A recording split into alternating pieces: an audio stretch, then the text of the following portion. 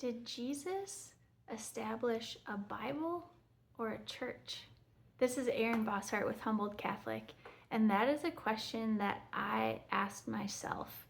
I guess I always thought that Christians must have had a Bible, that they woke up, that they maybe made their coffee, they read the Word, and that is how their relationship with God was strengthened. But then I started to look into the early church and what that looked like. In Matthew 16:18, hang on here, it says, "And so I say to you, you are Peter, and upon this rock I will build my church, and the gates of the netherworld shall not prevail against it." That is a passage where Jesus is appointing Peter as the leader of a church that Jesus promises the gates of hell will not prevail against, which means that church must still exist today. If that's the case, what church is it?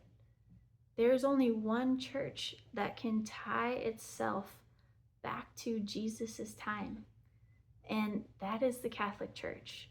And so when I started to wrestle with some of those questions about the Bible and looked into the history, I realized, okay, if we are meant to have Scripture as our sole authority, which many Christians believe, then wouldn't we want to have a Bible from the very beginning of Christianity?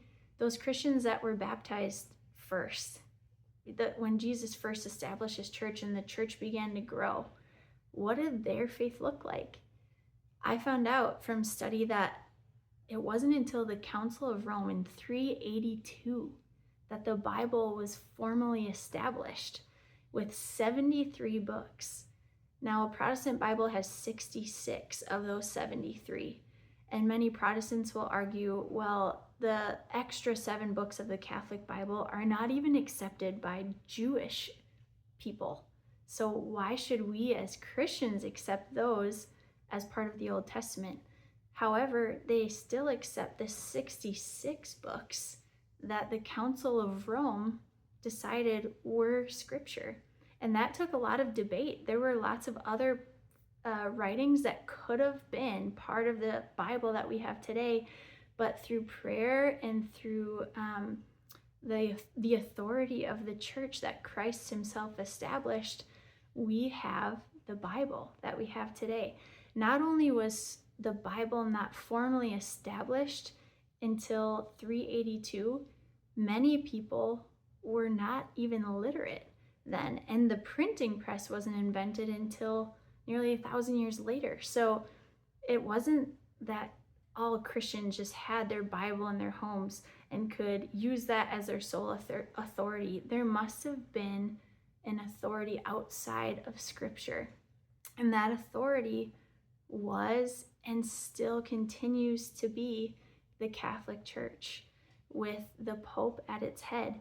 Peter was our first Pope, and you can trace our Pope today all the way back to Peter himself. How cool is that? And if this information is new to you, go look it up. I really encourage you, look at what the early church was. How did they practice their faith? You can look at the early church fathers' writings.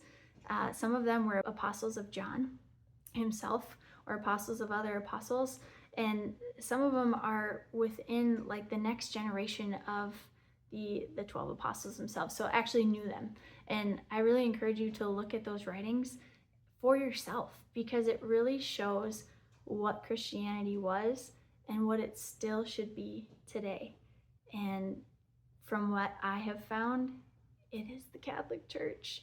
And once you find that and accept that and choose to live your life as a faithful Catholic, I promise you, you will not be disappointed. It is, now that I've found and come to accept the teachings of the Catholic Church, I feel closer to Jesus than I ever have felt. And it is such a blessing. So that's all for today. God bless.